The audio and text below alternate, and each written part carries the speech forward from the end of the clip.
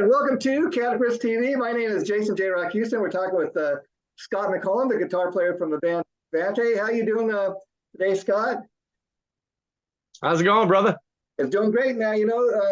Vante is one of those bands over the course of the last year, just kind of came out of nowhere, and it's amazing how well the album's been doing. It's one of those bands that everybody's been talking about. How surprised were you once the album came out that it got that kind of response? What was shocking about it to me is, I started seeing that kind of stuff happen where, Brian and I did this kind of as an experiment in a sense to see where it would go. And then I've heard reviews about people saying we sound like this band that's been in a room for years working on stuff. And I'm like, wow, that's great. Yeah. So it's all positive vibes. And I'm grateful to everybody that's supporting it. And we got more to come. So. You know what I like about it, Scott, is I did a review for KNAC.com about the album. And what's interesting is the singles you guys released, they sound a little more kind of radio friendly, like great commercial rock, if you like that. And I do. Yep. But then, and so the thing is, people listen to those three singles, they're going to maybe get a certain picture of what they think the band is. However, what I found, like a lot of people, if you go and you listen to the entire album, the rest of the album was a lot heavier, and that was kind of a nice surprise. Not that I didn't like I like everything, but I just think, if that's all you listen to, you kind of have a misconception of who this band is. Yeah, I actually read your review and I thought it was wonderful, by the way. Yeah. And it was very, very kind. So basically, yeah, we went at it, and Brian and I discussed, so we do a couple songs that, are radio friendly, of course. And, it started off to be a metal thing. And then we kind of just said, let's make it more hard rock and with a touch of metal. And then it turned into that, but those songs, you're right. One of the songs reached the Billboard chart like at number 18. That's a pretty amazing feat for a new band just coming out of the gate, Oh yeah, for thanks to guys like you talking about it, that helped. We're grateful. Besides that, I think too, you guys got a great little record label behind you, and it's kind of amazing because we'll get into this a little later, but another album you were involved with is this one, Thorns, Tony Martin's last solo album, the singer from Black Sabbath in the 90s.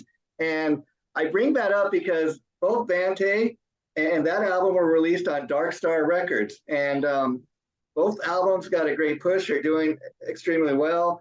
And then there's another band that came out also on Dark Star Records last year, Voodoo Moonshine. It's kind of funny, all three albums, all three bands kind of getting a really great push. And what I love about the label and the bands is, they really push their bands. And I think like Voodoo Moonshine even and what you guys in Vante are doing, great original sounds. I can't say that while you're a metal band, I can't say that, you sound like a Metallica clone or anything. You guys got your own original sound, and I think that's what's working for the band.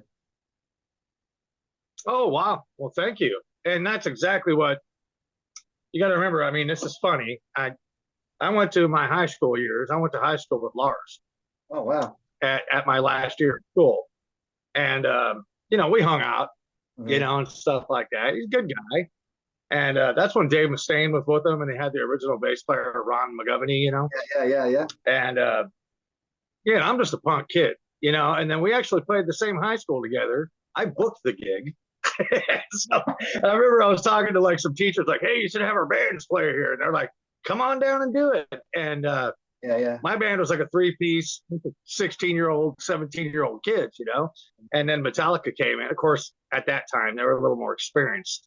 Yeah. And of course, we were more, into Van Halen and all that stuff. And these guys come up there and they're crashing down on the Kill 'Em All shit, and we just didn't stand up to that. But it did change my view where I was going from there, though. And so they were influential to even me in a sense. But then I just I realized through the years, you develop your own style, like, what do I hear in my head, the melodies, all that stuff. You know, it always starts off listening to other people, but I realize don't follow trends, Oh be yeah, the yeah. trend. I mean, yeah, and that's a good Yeah, example. What we're talking about with Vante, you guys have kind of become the trend, if you will. Like I go on Facebook and I can't tell you awesome. how many things I see coming up about Vante and the individual members, and see that's the thing too about Vante. The band members, the four individual band members. I mean, you guys each kind of, to me, um, contribute equally. You both bring, all four of you bring something to the table, and it's one of those bands where Oh, everybody gets the chance to shine. absolutely. That's how we write the music too. I mean, we try to focus on, you know, sometimes we'll open up a part. I mean, because Rev's such a prolific bass player. I mean, the guy finger tap, he does. Yeah, Why not use that? I yeah, mean, the guy is just outstanding, you know. So why would you not put him there to use that? yeah, He yeah. could be doing more. Like if we were all four in a room per Yeah. se writing, it would be so much better, Jason. It would, man. Sure. And Rev But Jones, just for people who you don't know, never. he's a bass player, but while he's a great solo artist in his own right, and he can write and sing lead and all that, and he's a multi-instrumentalist, he can play bass guitar and kind of do a little bit of everything. Yes. He's also got high-paying gigs like with George Thorogood, Leslie West from Mountain. So again, one of those guys that is starting to kind of come out, and more and more people are recognizing him for his talent. Then you got Chris Moore, the drummer. I knew Chris years ago when he was in a Smashing Pumpkins tribute, and he's done some stuff with George Lynch. Super, Oh wow. you know. So you knew him from that, huh? Yeah, I mean, I actually seen him. But he, play in a club not too far, like 5 minutes from my house, a couple of years back when he was doing that, and then much to my surprise, you can imagine going on Facebook and seeing that he's doing a record with George Lynch, and then he's part of this now. And it's like, oh wow, this guy's moving up. And Well, the thing about Chris, go ahead. Chris is a workhorse. He's a workhorse, Oh, dude. sure. That guy, he dedicated a lot, of course, his art. Yeah. You could tell he put a lot into it. He had a guy build him a studio. The one thing about Chris, when you send work to him, everything like gets done professionally, and there's no questioning, did this happen, that happen. I mean, he sends you the tracks. He's pretty much a one-take wonder. He sends you the tracks. You get what he does his homework, man. The guy works very hard, and man, he's everything you just. I've seen him in his. You ever see that Rush tribute of him? No, I gotta check that out. Yeah. Yeah, dude. There's a song he did with that band Why Not, and it's called Ethereal or something like that. Okay. I mean, dude, it was like it was epic. I mean, probably one of the best songs I've heard in a long time, and just as a song. And it kind of reminded me of like Rush, Yeah. And I'm just like, wow, man, this guy, he's just so good, and so, I mean, just the whole band. I mean, the vocals, the bass player, the guitar player, writer of that band, and that was an original song. Yeah, and they were a Rush tribute. Yeah. Man, you got to go see that. When we hang out, I got to check that out on your recommendation. I think you're going to be cool. I'll try to send you the link, and I think you'll be nothing but impressed. I'm already impressed with him and everybody in the band, but wow. And let me ask you, you guys you played a gig, didn't you, at the Whiskey? Have we played them? Am I mistaken?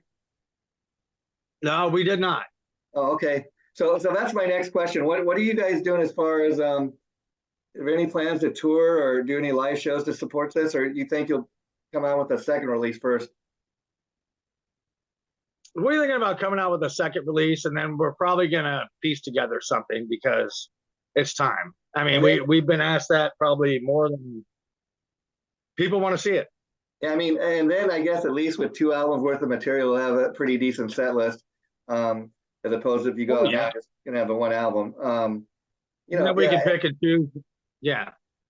And so you guys, do you live relatively close to each other, or is this all kind of done, in separate studios? Well, this is all done in separate studios. I'm in Central Illinois. I mean, I'm dead center. Oh wow. Yeah, I'm from where you are, man. I mean, I grew up in Longview. Yeah. Oh, You wow. know, I'm an old Long Beach North Towner. Yeah. There you go. Yeah. You Yeah. know, so yeah, I moved here when I was 22, and but I did it for good reason. I got tired of the fast pace. You know, I had to slow it up, Yeah. and so I moved here, and and then you got Brian, who's over in Door County. Brian's a Chicago boy, but he's Yeah. also lived in Boston, and he lives in Door County now, Wisconsin, which is wow, beautiful. I mean, Yeah. if Yeah. you went to his property, you'd never want to leave. Yeah. You would be like, I'm staying here forever. It's paradise. Um, so it's just trees and beautiful. And so then you got Rev's over in Oklahoma. Oh, wow. Wow. Yeah. And then you've got Chris, used to be from your neck of the woods. You remember this. Yeah. Yeah. And then he moved to New York. So, yeah. Yeah. So have you guys ever been in the same room together yet, made face to face, or is that something you still have no. to do? Yeah. Yeah. The thing is, we know we're all professional though. We're like bring it on, you know. It's like if you do it. You know, it's amazing though, Scott, when a lot of people realize, at least when we were growing up, you know, bands would make the albums the old school way. You know, they'd be in the same studio, they'd be in the same room, and if they weren't even in the same town, everybody would have to fly into the same location and, you know, stay until the album was recorded. And it's amazing when you sit and you think about technology the way it is. You don't even have to be in the same room to make a record. You can live in different parts of the country and piece it all together, and it sounds like you were. Oh yeah. And that's the thing. I mean, a lot of it starts, I'll do it in my studio. Yeah. And then Rev's even written stuff on, you know, in his studio for this album too. So Rev's got the same concept that I do in a sense. So we all are somewhat producers, I should say. That's the beauty of it. So Chris knows how to record his kit. He knows how to do all that. So he's got the technology and the know-how. Of course, I have the technology and know-how, and then Rev's got the technology and the know-how, and then you got Brian, and he takes all of that. Yeah. Like after we get done, he'll piece it together and then edit it to work with his vocal, and then we'll send it off to another guy, that is Jabin Pinnell, and he is an outstanding producer. Oh wow! Yeah, and he's another one of them that are. I've been very fortunate to work with some really badass producers in my day, man. Yeah. I mean, guys that are just they can grab your tone, and of course, when I don't care what anybody says in a studio album, you know, live. Back in the day, it was always better live because the studio kind of sucked. Now it's the other way around. You know, now you can make the studio sound gigantic. You know, and then you go live, and you're missing some elements a little bit. But I try to keep it real. Yeah. Too many overlays and all that crap will make it to where it's too hard to reproduce in a live setting. Yeah, yeah. And that's something that I liked about when I recorded with Tony. Is like he avoided that at all costs. Just keep it simple. So if you listen to that on the Thorns album, it's kind of like that. You'll notice the guitar is pretty straightforward, dude. And he wants to know that live we can go out there, we can kick you in the pants with that. And Vante's doing a similar thing. We got a few little overlays, but not so much. I want to be able to do that live as one player if I have to. Yeah. And I don't want to hire another guy. You know? So, and as far as Vante, when you guys start thinking about album number 2, do you already have some stuff in the can that didn't make it to the first record, or are you going to start out with fresh material? Well, that's a good question to ask, Jason, because we did have some that didn't make it, and we are using them. Yeah, good. And but we have written others. Actually, currently, before we spoke, I was working on one of them now. So it's like that's going to be kind of a cool one. But we got one that's sort of like bluesy because we it's so easy to be heavy metal for me. That right there, like most people struggle to be heavy. I'm the other way. I'm like playing fast. I can do that like going to the bathroom. Yeah. Now slowing it down and having some feel and thinking and writing in the context of good melody, that's work. You have to really think emotionally. And if people want to see what you're talking about, I urge them to go on YouTube and check out your solo album. I mean, that's some pretty heavy shredding that you do. Yeah, there's another one coming. Oh, good, good. That's already written too, by the way. So I got so much stuff happening. It's scary, you know? So, I mean, you got to remember Brutal Intentions, my solo album was 2019. Then came Tony Martin, Breed of Aggression, Vante, all in the same year. And it got super busy, you know? So basically I ended up, you know, it just kind of blew my mind how all that kicked in all at one time, it seemed like. Yeah. And I don't want to like do that every year, because I think if I put out 3 different albums from 3 different bands, it's like that could become confusing. Yeah, you know, which brings me to my next point, because you know, the 3 guys that are probably known the most in Vante are you, Rev Jones, and Chris Moore. Ryan Trotch is kind of, I don't know if I want to say the star, but he's kind of a one that people are kind of just finding out about. And yet, I know that he does other types of music. Like he's got a band I know with his wife called Elliot Waits for Nobody. It's kind of much different from what he does with Vante, but he's kind of unknown to the band that more and more people are starting to realize, oh, wow, who's this great new singer with this band, Vante, you know? Well, you know what's weird about Brian? He's in the Chicago area. He's kind of made a mark in history. He's been on a pretty epic metal album all the metalheads knew about. I don't know if you're familiar with Cyclone Temple. They were actually on MTV. Oh, wow. What was that? I'm not familiar with that. I'll have to check it out. Yeah, they made it on like MTV back in the day at Headbangers Ball. They were doing all that. Yeah. And he played in another band called Hammer On. So I mean, and he did another one called it's got a funny name to it, and there's some really, and actually Jeff Tesoro's on drums on that. Okay.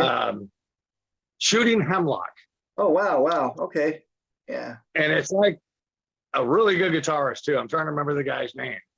I think it was like, it's somebody like Joe Stomp or something like that. It's somebody like I've heard of Joe Stomp. Yeah, he's kind of a Richie Blackmore inspired guitar player. Yeah. I don't know if it was him or Alex Mossy. It was one of those dudes that are really good. You know what I mean? And you know, so Brian, I mean, we all love those guys. I mean, I love the Shredders.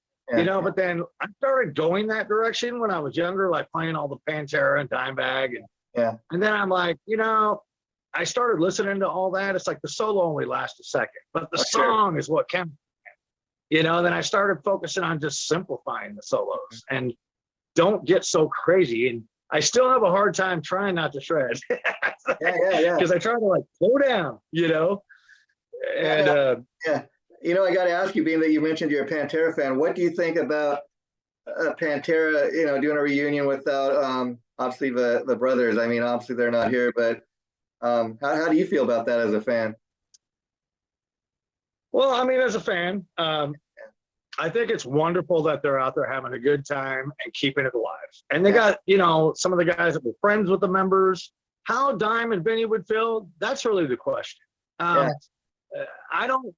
don't dislike it at all. I think they're out there having fun, and the fans seem to be digging it. They can put it down all they want, but you see that damn video of the crowd, and they're out there going up and down to walk, and I'm like, well, apparently it's working. Charlie or Zach doing it, like you said. I mean, you know, if you got an offer to do a good paying gig like that, why not? And plus, like you said, they know the guys, and so it's kind of like their family. You know, I get that. I guess the only problem a lot of people have maybe is like, say, no, I know Vinnie Paul would just love this, and a lot of people aren't so sure about that because, you know, for a simple fact, when he was alive, he constantly was refusing to do it. But I guess it is what it is, and the people that you know, are for it, they can go see it. People don't want to see it, you don't have to go see it. You know, so it's just they're giving people the option. You know.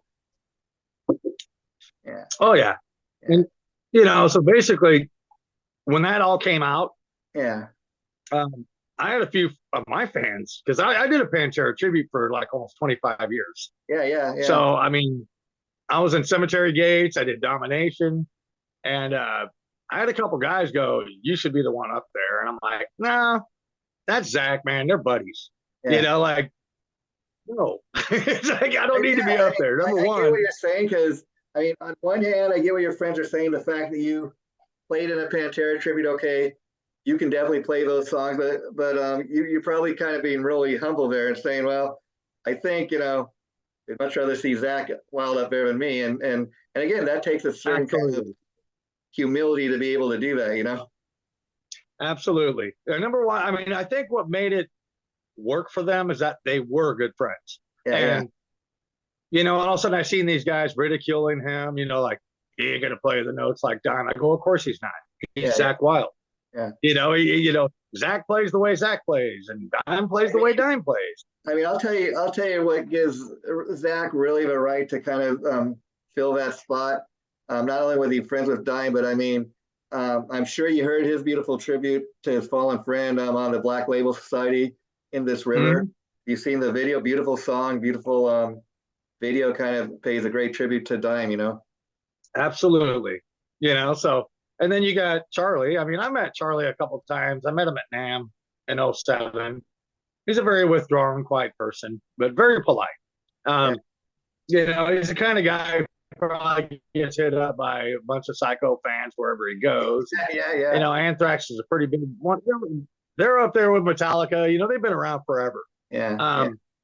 So, I mean, you know, he seems a little withdrawn, you know, because I'm afraid he gets probably gets attacked by folks. You know, me on the other hand, I never get starstruck ever.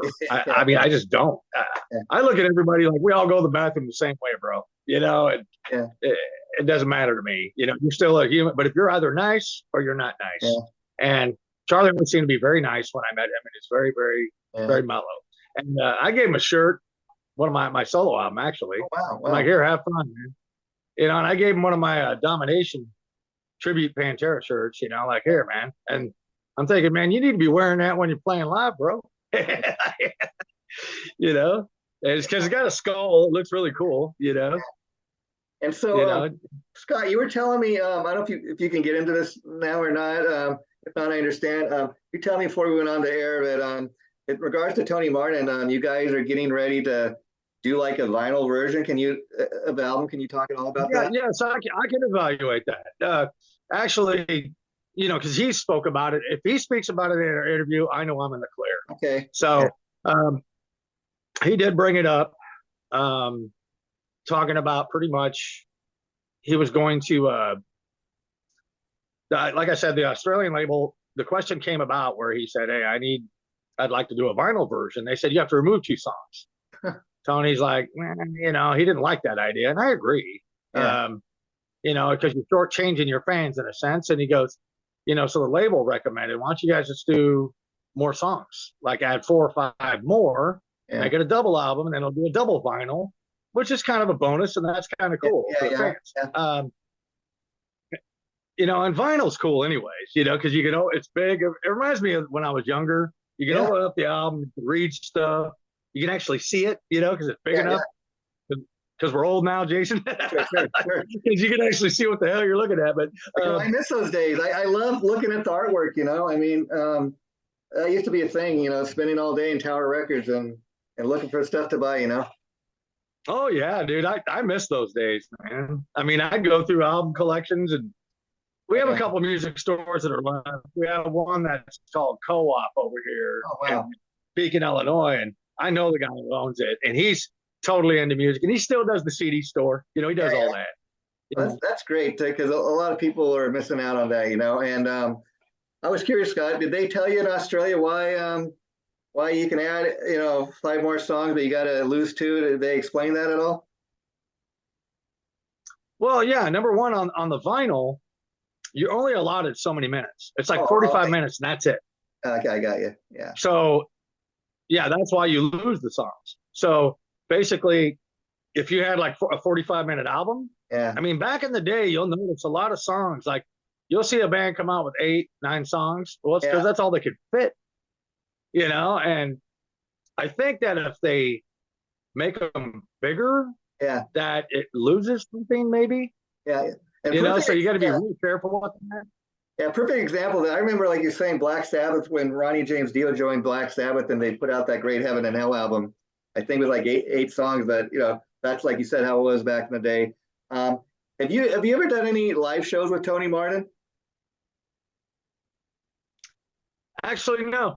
but we are talking, and that's another thing. That's kind of we're trying to make arrangements of some sort, but it's going to be a lot of work. Yeah. And final question, you talked about Vante working on new music. Do you think the next release will be 2023 or maybe next year? Brian and I were talking about this year. That's good. We think it's time. We don't want to. We just kind of like dropped it. Yeah. Middle of the year, but maybe it's time to stick something out here in about the next few months. I mean, we're actually, believe it or not, we have a whole other album written. It's already done. It's like, but right now we're just doing a bunch of editing. I bet. Well, Scott, thanks for taking time to do this. I enjoyed talking to you today. This is the new way we're going to do it. It's fun. I had a friend that really encouraged me to embrace this technology. It's the way we're going to do it. So thanks for talking to us today. And the interview will go up probably sometime next week. I'll let you guys know as soon as it posts. So thanks again, and you take care of yourself, my friend. Yeah, and feel free to reach out anytime, Jay. It's always good talking to you, buddy. Okay, take care, my friend. Bye-bye.